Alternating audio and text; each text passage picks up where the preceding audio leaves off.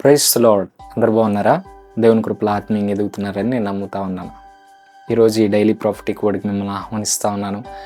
చాలా రోజుల తర్వాత ఈ డైలీ ప్రాఫిటిక్ వర్డ్ మళ్ళా స్టార్ట్ చేయడానికి దేవుడు ఇచ్చిన కృపను బట్టి నేను దేవుని ఎంతగానో స్తుతిస్తూ ఉన్నాను.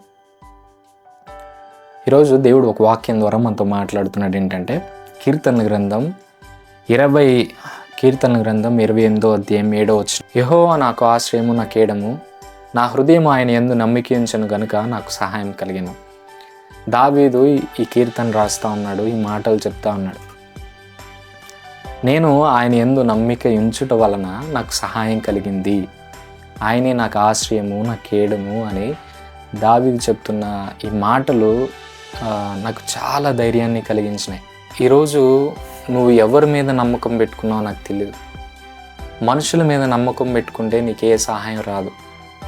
ఎవరి మీద నువ్వు నమ్మకం పెట్టుకున్నా నీకే సహాయం రాదు.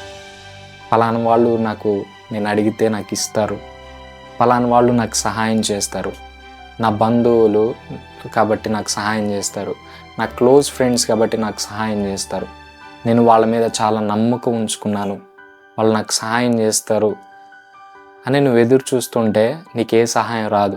ఒకవేళ ఎదురు చూసి కూడా నువ్వు చాలాసార్లు మోసపోయి ఉంటావు. చాలా ఆ డిప్రెషన్ పరిస్థితిలోకి నువ్వు వెళ్ళుంటావు. ఎందుకంటే నువ్వు మనుషులు యందు నమ్మిక ఉంచావు. దావీదు రాజు అన్నాడు, రాజు మీద అందరూ నమ్మకం ఉంచుతారు, కానీ ఆ రాజు మాత్రం దేవుని యందు నమ్మకం ఉంచాడంట. రాజుకి ఎవరు సహాయం చేయలేరు, రాజే అందరికి సహాయం చేస్తారు. ఆ రాజు అయిన దావీదే ఎవరి మీద నమ్మకం ఉంచాడంటే దేవుని మీద నమ్మకం ఉంచాడు. రాజే అందరికి సహాయం చేస్తాడు, కానీ రాజుకి ఎక్కడి నుంచి సహాయం వస్తుంది అంటే రాజుకి ఎవరు సహాయం చేయలేరు, దేవుడు తప్ప. అందుకే దావీదు ఏమంటున్నాడంటే, నేను మనుషుల్ని మీద నమ్మకం ఉంచుకోలేదు, ఏ మనుషులు నాకు సహాయం చేయలేడు, నేను నా దేవుని యందే నేను నమ్మకం ఉంచాను, నాకు సహాయం చేయగలిగిన వాడు నా దేవుడే అని దావీదు చెప్తా ఉన్నాడు. ఈరోజు మనుషుల మీద నీ నమ్మకాన్ని పెట్టకు, ఎవరి మీద నీ నమ్మకాన్ని పెట్టకు.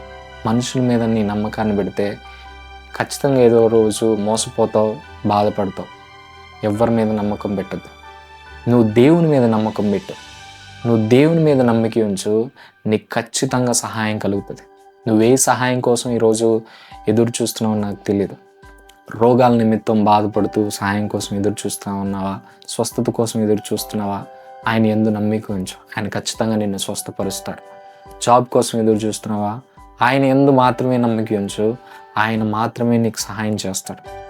మా కుటుంబంలో పరిస్థితులు బాగాలేదు, నా భర్త నన్ను విడిచి వెళ్ళిపోయాడు, నా భార్య నన్ను విడిచి వెళ్ళిపోయింది, ఇలాంటి కుటుంబ పరిస్థితుల్లో గుండా నువ్వు వెళ్తున్నావా? ఆయన యందు నమ్మిక ఉంచు, దేవుడు నీ కుటుంబాన్ని కట్టబోతున్నాడు.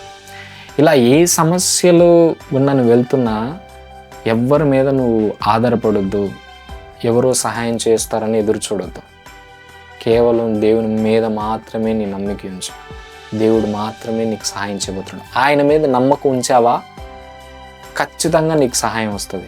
ఎవరు సహాయం చేసినా చేయకపోయినా దేవుడు మాత్రం ఆయన మీద నమ్మకం ఉంచితే ఖచ్చితంగా నీకు సహాయం చేస్తాడు.